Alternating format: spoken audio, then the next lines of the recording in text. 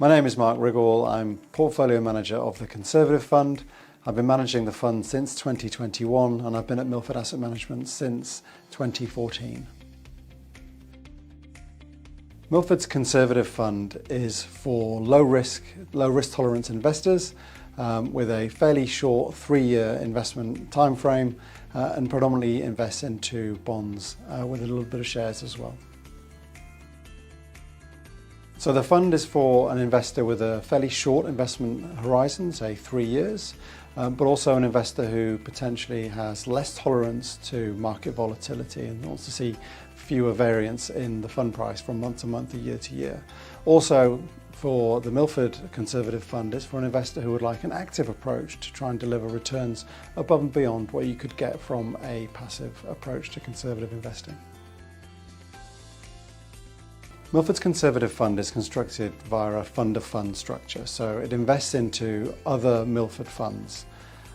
These are predominantly income or bond funds, but there is also a growth exposure via Milford's Active Growth Fund. The typical look-through asset allocation is around 80% bonds and cash, with 20% allocated to shares.